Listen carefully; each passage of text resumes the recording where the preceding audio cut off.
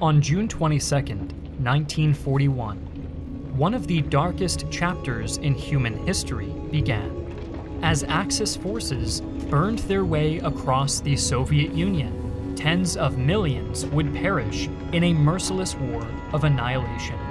Despite this carnage, up to 1.5 million Soviet citizens would actually join their invaders and take up arms for the German Reich.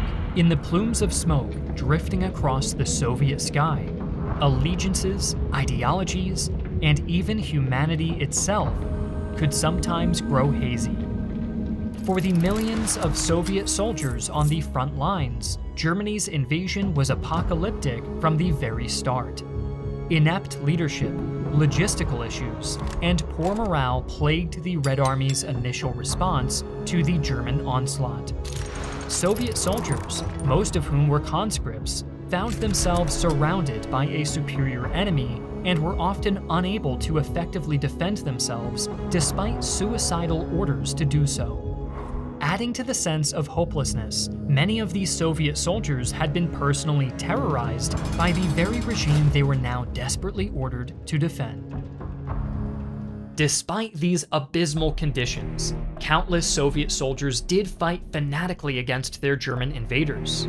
Most Soviet soldiers felt a strong sense of loyalty toward their comrades, if not to their government, and few openly desired to collaborate with their enemies. However, as German armored units punched through Soviet lines, ensnaring millions of men in an inescapable ring of iron, everything changed.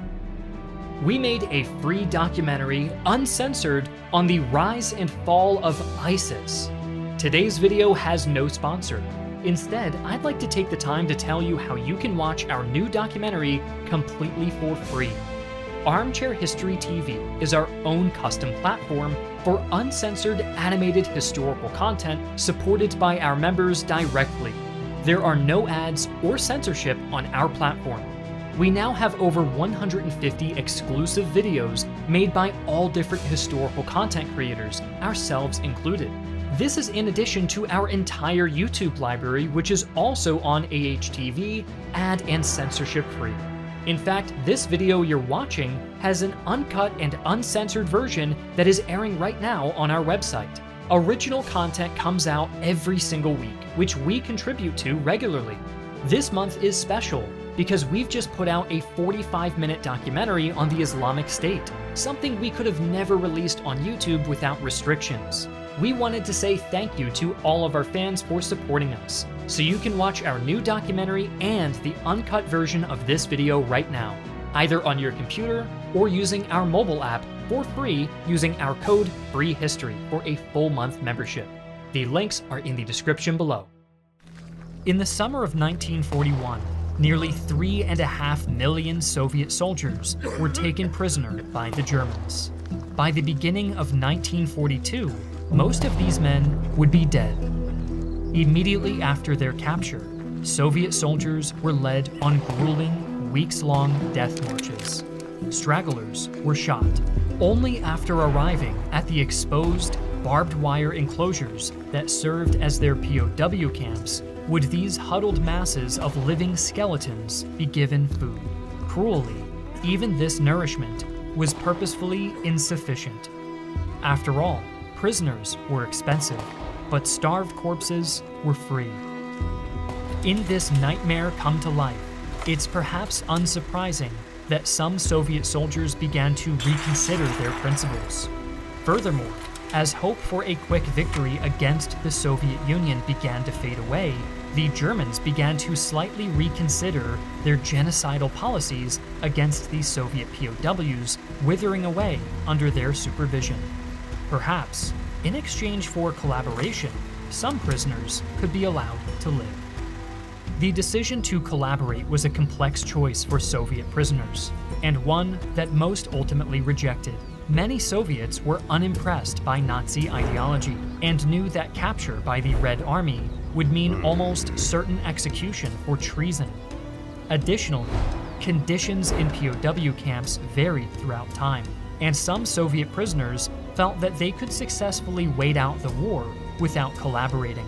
For other prisoners, the choice seemed simpler. collaborate, or starve. Soon, former Soviet soldiers began to appear in the Wehrmacht. The most numerous category of Soviet military collaborators were the Hilfswillige, or Hiwis, meaning those willing to help in German. Hiwis were typically ethnically Slavic prisoners who opted to join German auxiliary units. Initially, Hitler was adamant that these allegedly subhuman collaborators be used only in support roles, such as cooking, maintenance, and logistics. But as the war in the East grew increasingly desperate, some Hiwis began to be used in combat roles, and the Wehrmacht grew ever more dependent on them. Throughout the war, hundreds of thousands of Soviet collaborators would cycle through Hiwi units. By the Battle of Stalingrad, the encircled German 6th Army alone included over 50,000 Hiwis. Separate from the Hilfswillige, the Germans also recruited non-Slavic Soviets into specialized Eastern legions. Nazi racial policy espoused the inferiority of Slavs, so the Soviet Union's non-Slavic ethnicities were seen as being important collaborators in the dismemberment of Stalin's empire. 6 national fighting units were formed for Armenians, Azerbaijanis, Georgians, North Caucasians, Central Asians, and Volga Tatars. In addition to these units, many fighters from the Baltic states, who had been recently conquered by the Soviet Union, chose to fight alongside the Germans, making common cause with their war against communism. Another category of collaborationist military units were the Cossack formations of the German Wehrmacht. Cossacks were a semi-nomadic militarized people who had long inhabited the steppes and borderlands of Eastern Europe. Due to their unique history, Nazi ideologists proclaimed that Cossacks were not Slavs, but in fact possessed long-lost Aryan roots. Because of this, they were deemed ideal collaborators. Heavily persecuted by Stalin, many Cossacks were happy to comply. By 1943, Cossack units boasted over 25,000 soldiers fighting on the Eastern Front. While many former Soviet soldiers serving in the Wehrmacht ultimately chose to collaborate under the threat of starvation, not all collaborators needed this coercion. Nationalists and fascists flocked to the German banner, often hoping to overthrow Soviet domination of their homelands and secure a place for themselves in Hitler's new Europe. Notably, Ukrainian underground organizations, such as the OUNB, collaborated openly with the Germans at various points and launched a brutal campaign of ethnic cleansing against the Polish population of Western Ukraine, a sin which was soon returned on a smaller scale by the vengeful Poles. Soviet collaborators often played an important role in the Holocaust as well. Nationalist collaborators in Belarus, Ukraine, and the Baltic states eagerly aided the Germans in their extermination of Jews. POW camps proved to be a ripe recruiting ground for terror as well. Especially notorious were the so-called Trafniki men, plucked from the horrors of their POW camps and trained by the SS. These troops were used to guard concentration camps and actively engaged in the implementation of the Holocaust. Collaboration may have saved these soldiers' lives, but it ended many others. As Soviet collaborators traded fire with their countrymen on the battlefields of the Eastern Front, an even more complicated picture emerged in the vast swaths of Soviet territory under German occupation. Here, in the sparsely populated countryside, a brutal guerrilla war was waged that tore villages, neighbors, and even families apart. When the Red Army seemingly collapsed in the face of German aggression in 1941, many of the now occupied territories of the USSR assumed that the war would soon be over. And in a way, it was. Deep behind German lines, Soviet rule became a thing of the past. Unable to spare the manpower to occupy the entirety of their holdings in Eastern Europe, the Germans set up local governments in many parts of the occupied Soviet Union, sometimes even employing former communist officials when their loyalty could be adequately assured. To the villagers, heavily persecuted by Stalin, these local governments represented a return to the old order. To Moscow, this unfolding situation amounted to treason. In response, Soviet-backed partisan groups were raised behind the front lines. The people of the occupied Soviet Union would be reminded who their loyalty belonged to. Partisan tactics were brutal. Far from being an organic resistance movement, Soviet citizens were often forcibly recruited into partisan detachments after having their villages ransacked for supplies. In response, many villages formed their own self-defense forces to protect themselves from the roving bandits under Stalin's command. Typically affiliated with the German-backed village administrations, these self-defense units collaborated with the Germans to varying degrees, and sometimes used their newfound power to murderously settle personal scores. For many villagers, it was impossible to truly pick one side to collaborate with. As the partisan war gained momentum, the German military cracked down brutally, burning entire villages and massacring any men, women, or children even suspected of aiding partisans. The partisans, for their part, inflicted similar misfortunes on anyone suspected of aiding the Germans. A tragically common situation involved German troops confiscating food and supplies at gunpoint from local villagers, only for those same villagers to be murdered as collaborators by the partisans. Clearly then, the notion of collaboration was hardly black and white. Many Soviet citizens who opted to join the German war effort behind the front lines found themselves embroiled in this morally gray battlefield. Serving in specialized anti-partisan units, these men were tasked with rooting out partisans and destroying their bases of support. After the war, many of these soldiers claimed that they were supported by the village administrations and refrained from the sadistic violence often employed by the Germans. While this was sometimes true, the orphaned children and choking smoke left in the wakes of these units hint at a much darker reality. While many German-aligned local governments were small in scale, some were much larger. This was the case of the so-called Lokot autonomy. Here, in the rural stretches of Western Russia, several villages pooled their resources to form an anti-Soviet local government and raise their own self-defense detachments. These detachments were so successful and ruthless in their war against the partisans that the region was granted self-governing status by the Germans, becoming something like a personal fief of the territory's local ruler, a man named Bronislaw Kaminsky. Fanatical in his opposition to communism, Kaminsky envisioned the creation of a fascist Russian state and collaborated closely with the Germans to achieve his goals, even though Hitler remained entirely opposed to this independent vision. From his base in the Lokot region of Russia, Kaminsky raised an anti-partisan force that numbered in the thousands. Famed for his ruthlessness, this detachment became informally known as the Kaminsky Brigade and would see action in Russia, Belarus, and eventually Poland, where it would commit its most unspeakable acts. As the war continued, the scale of Soviet military collaboration with Nazi Germany only grew.